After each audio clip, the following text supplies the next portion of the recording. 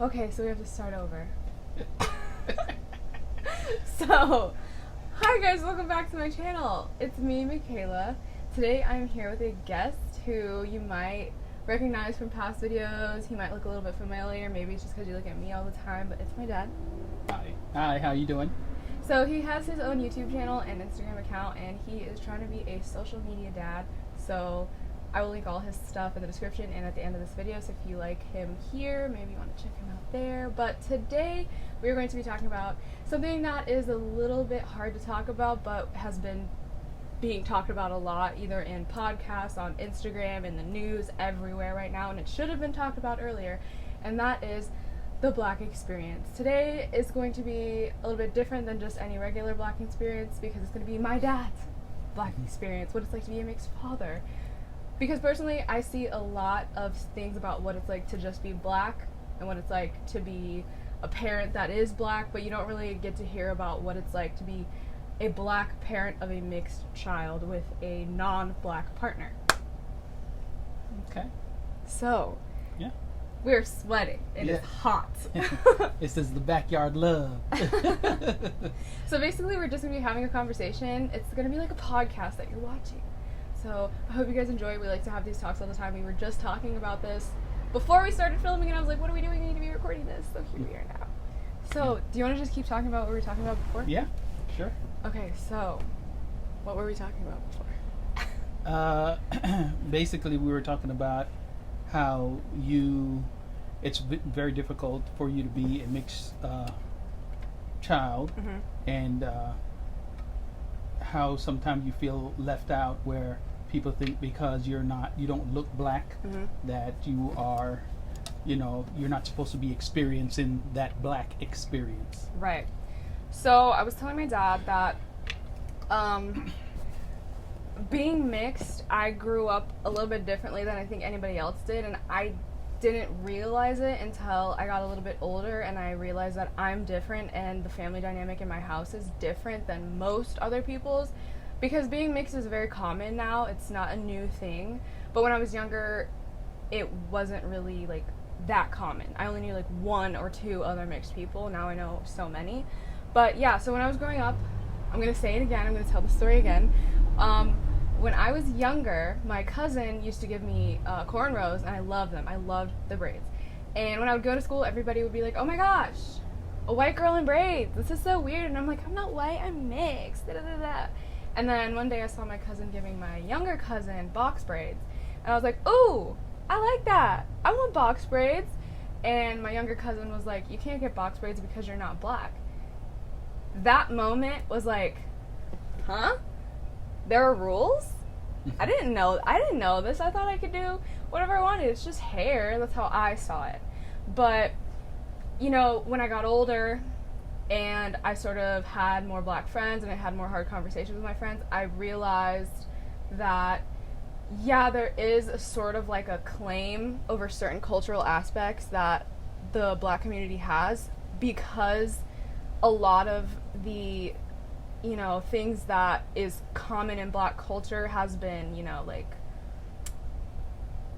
I guess stolen in a sense. That's the word, the exact word. It's been stolen because whenever they do it, it's inappropriate, it's unprofessional, it's dirty, it's not, basically anything negative you can think about, anything, that is what Black culture is when Black people are doing it. But when white people do it, it suddenly becomes the exact same thing. Box braids, dreads, lip fillers, big butts, twerking, all that kind of stuff. It becomes exotic. Okay, yeah.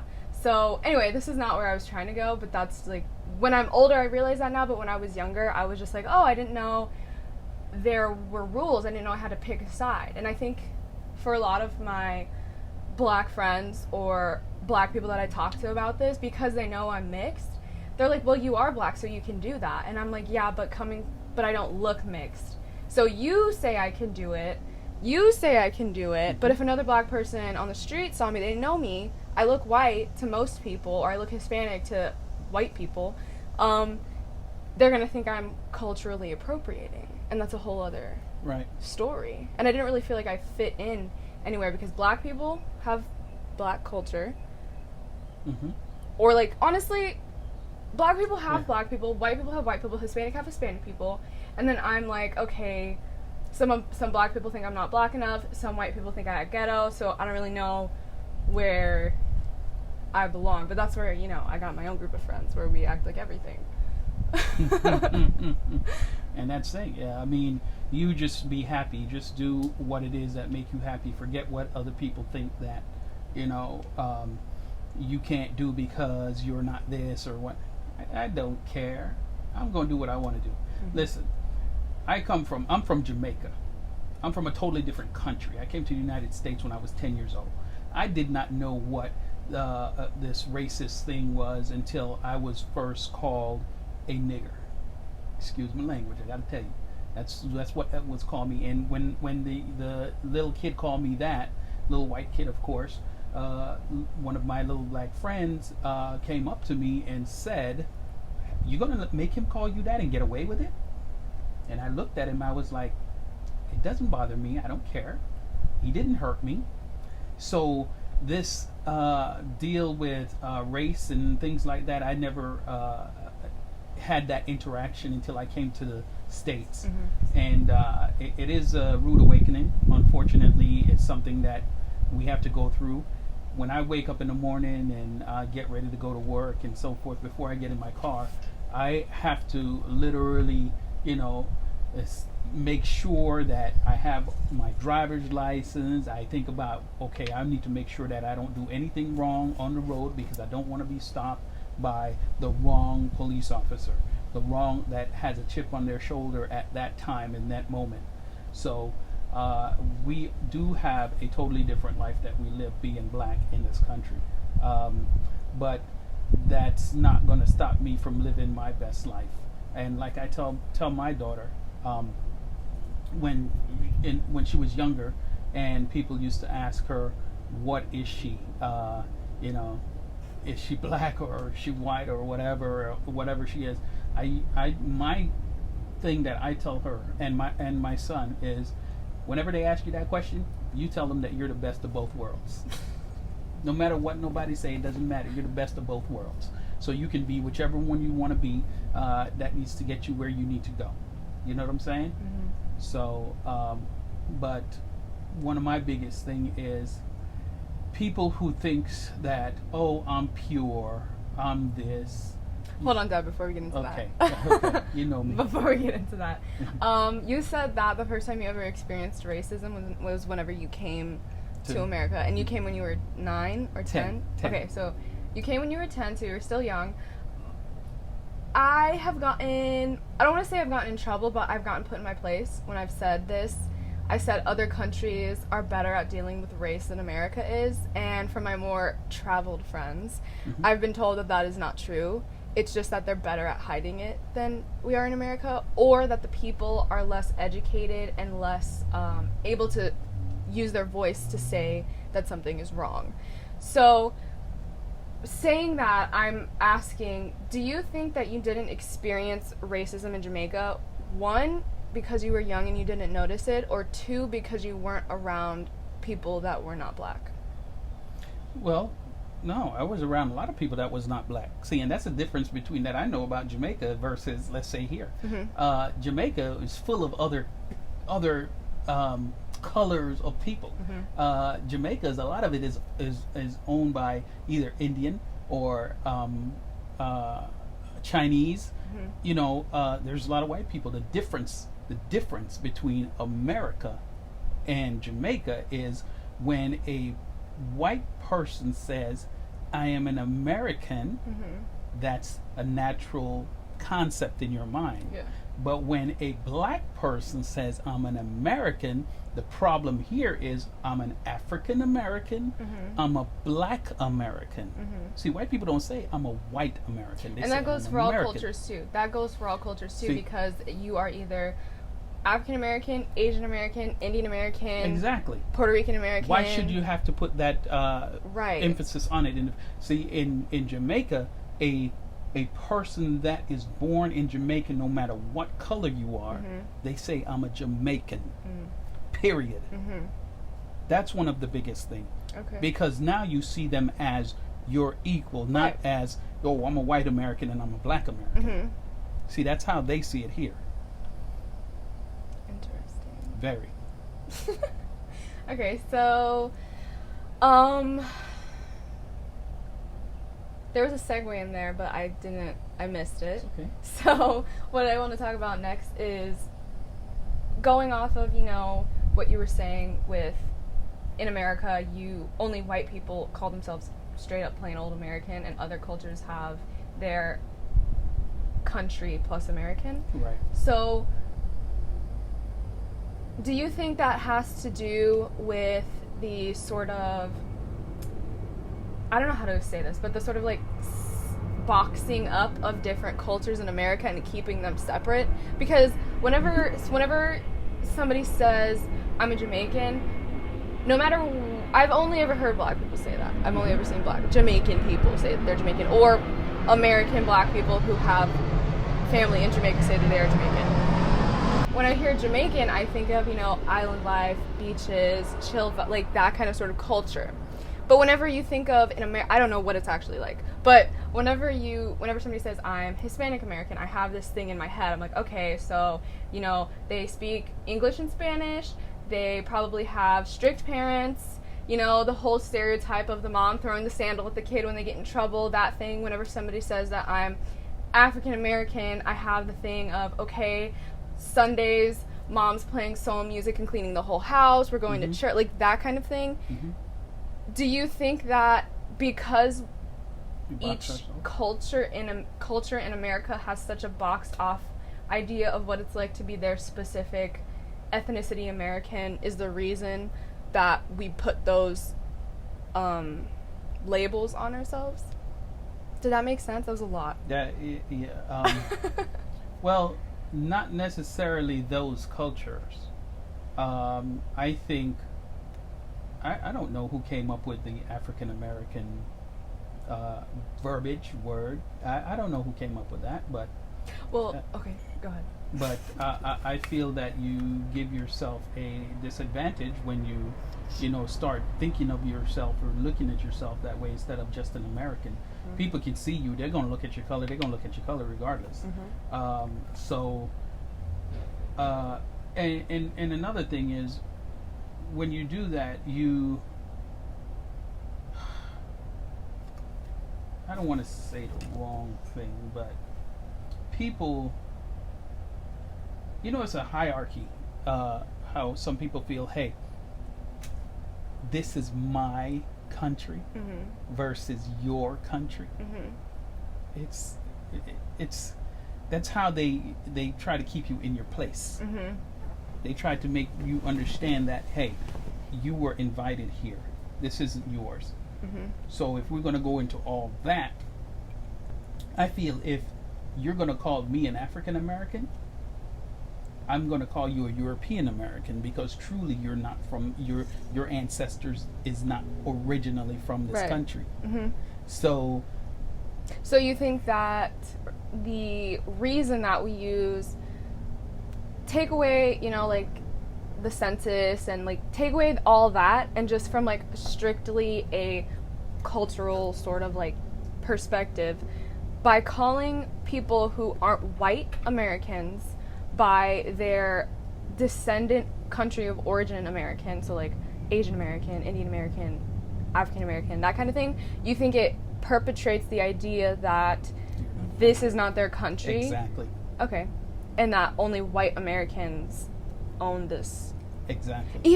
But they even do that with Native Americans. Yeah, Native American are the one who originated. They are Americans, and even at that, if they didn't call this country America, they're not Americans or whatever they call it. Even Mexico is a bigger part of America than right. Yeah. So they can't be. They're talking about Mexicans, and Mexicans is American, and if you go further south, South America, that's all America.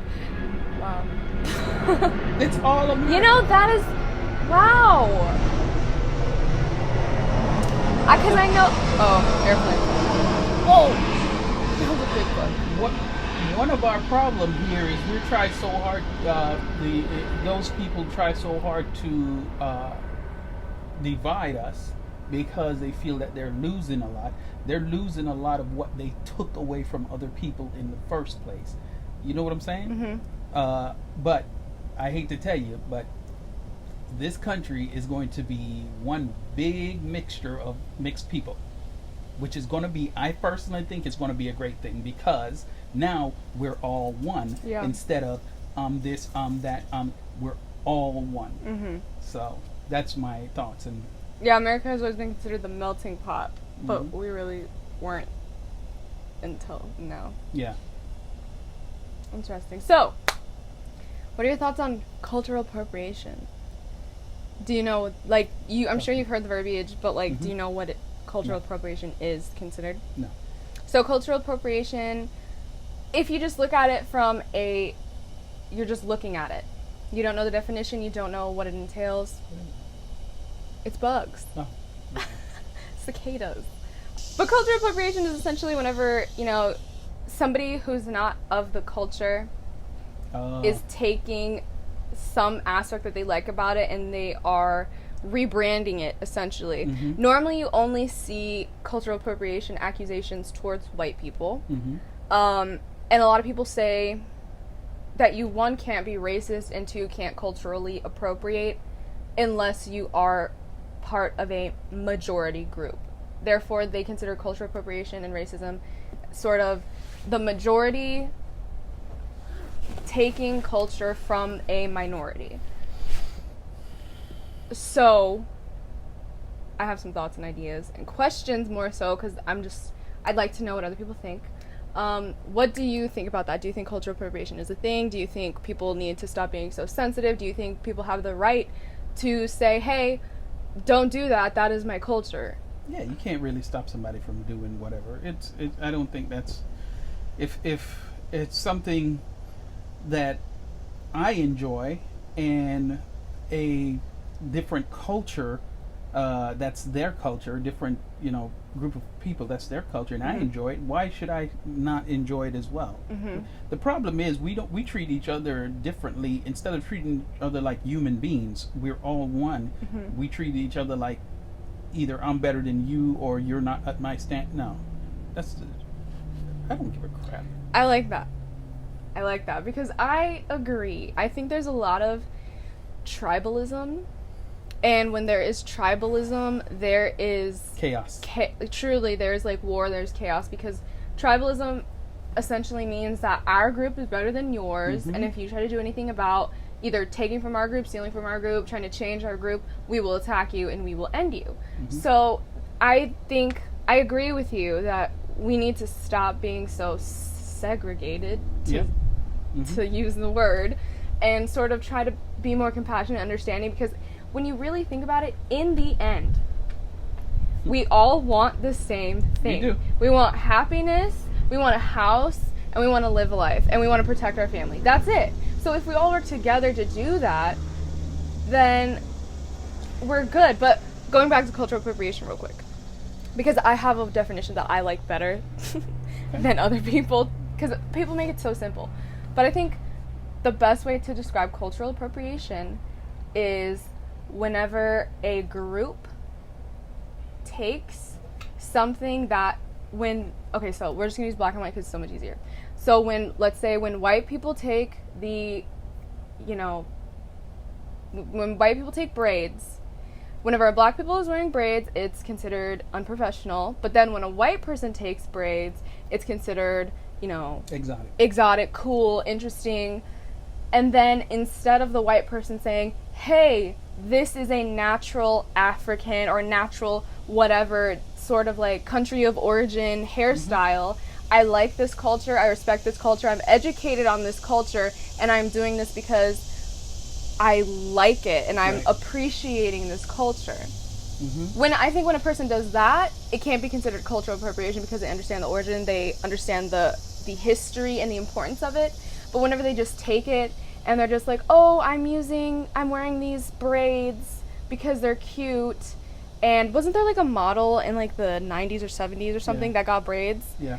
And then I remember, I'm going to use this as an example because it's just fresh in my head. Kim Kardashian got braids like that, and she called them that model's names braids. No. She didn't call them cornrows. She didn't call them box braids. She called them the white model's braids. That is where I have the issue, because it's not her braids. It's black people's braids. You know what I mean? Yeah. I think whenever you can respect and understand a culture and you're doing it because you're celebrating it, it's not cultural appropriation. But when you're taking it and you're rebranding it to something that people who look like you created, then it is. That's what I think. Well, that's what happened in entire, history. I mean, a lot of things that we use, household products and things that we use,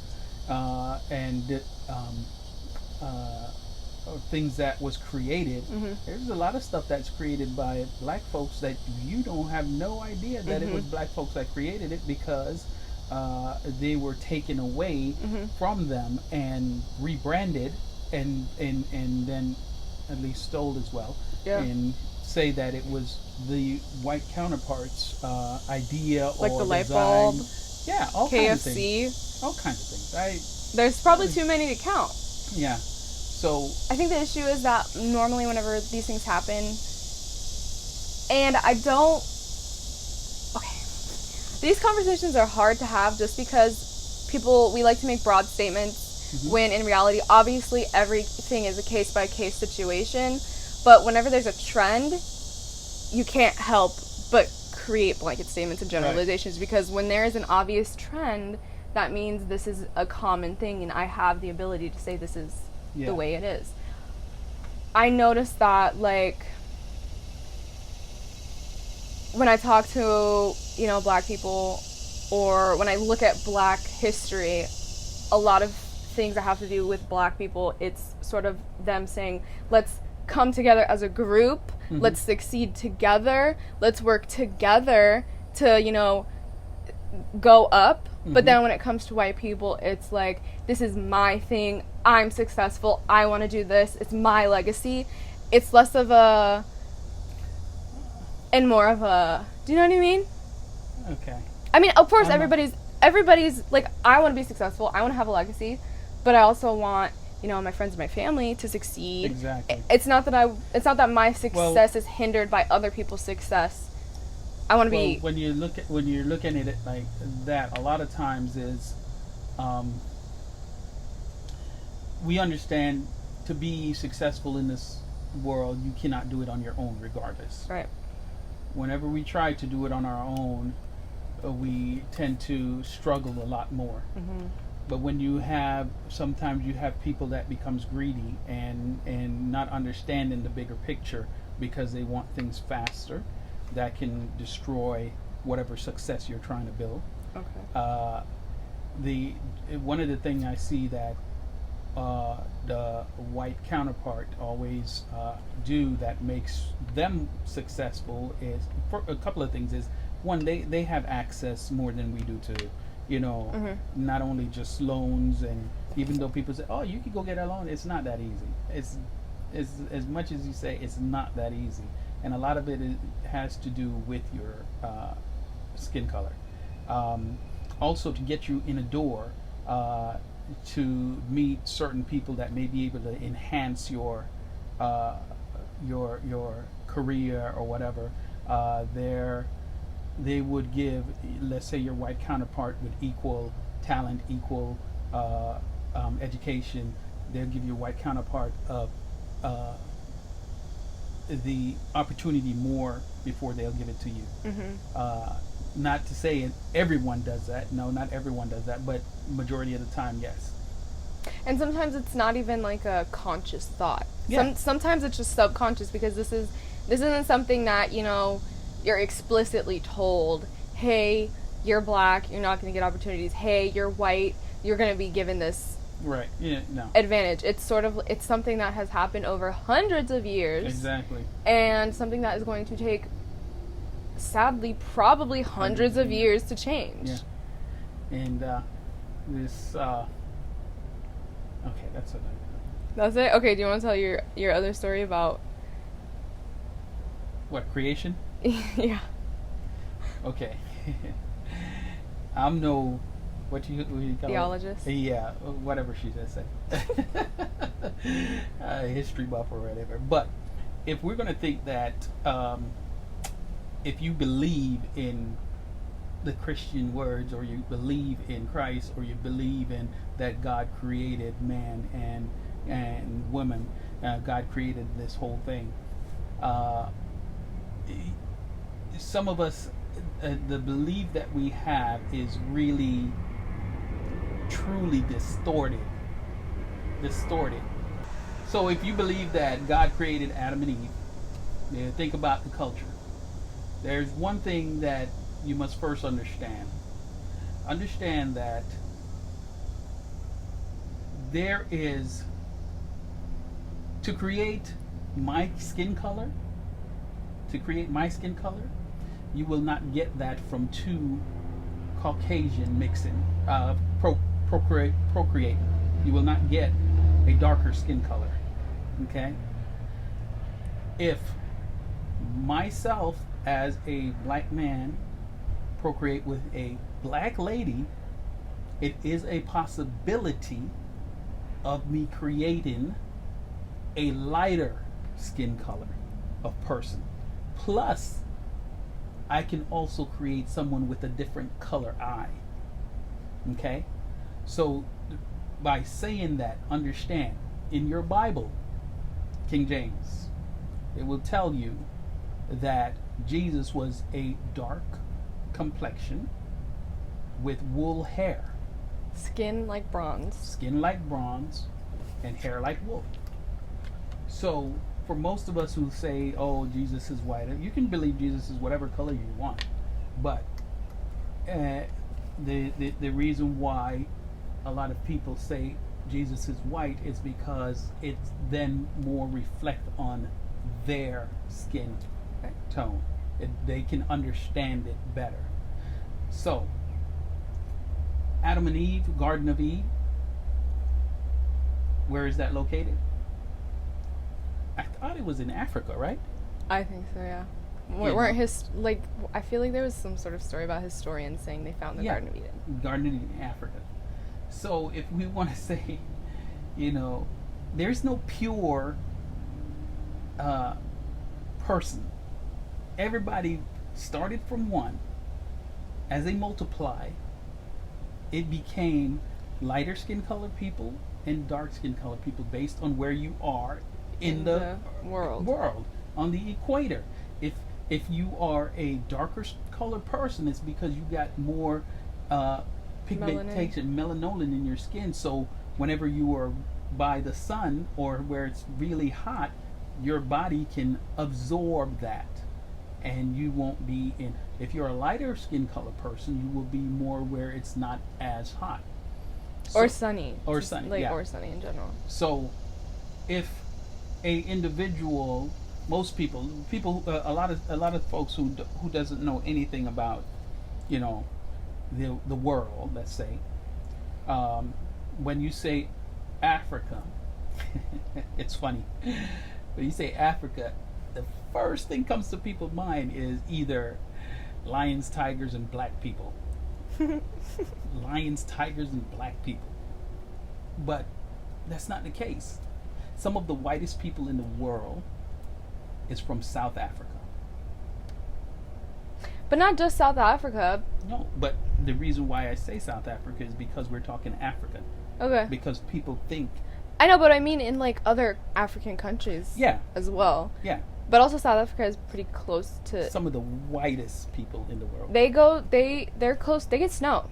Mm-hmm. Mm-hmm. That falls in line with the idea that depending on where you are in relation to the equator, right, you are more or less likely to be darker, just from a natural sort of thing. But even in other African nations, countries, there are white people which people call albinos instead of. My brother, he's not albino, but he's pretty close. Because his hair is dark instead of white. Albino is when they have the white hair. And the blue eyes, right? Yeah, white hair and blue eyes. He doesn't have the blue eyes. But yeah, we all say this specifically is, I think, sort of really important to you, and you talking about the whole black people can produce multiple different colors because you and your brother are a product of that. My uncle straight up white skin, freckles, red hair. 2 black parents, white skin, freckles, and red hair. So, like, when people tell me, well, people don't tell me anything, but anytime any sort of idea talking about, like, color and race and whatnot comes up, I'm always like, my dad and my uncle, same parents.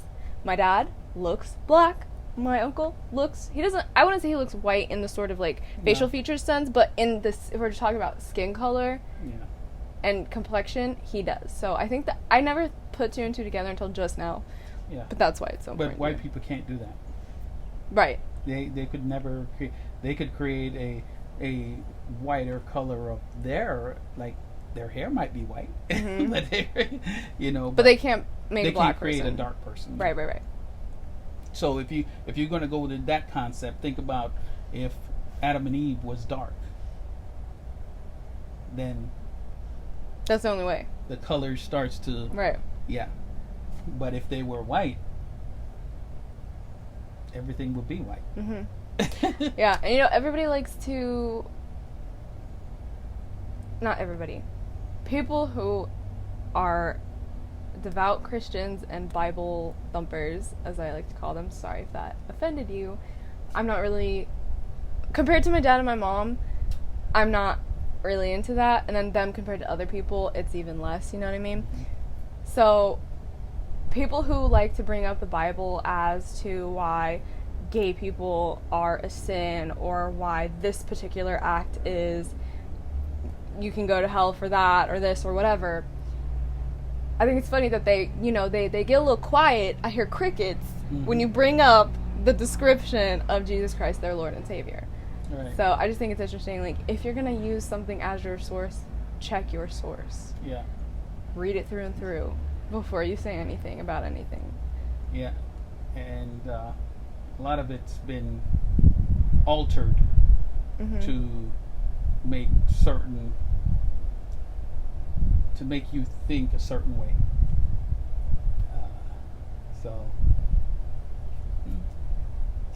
Just like history. So, what would you like to leave the people with? Do you have any nuggets of knowledge or something you're going to say? I say, start being independent thinkers.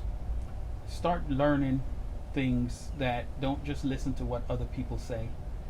Research and make your own mind up. Because at the end of the day, unless you want to be a robot, you're either going to be a leader or a follower. I'm a leader. I like to lead.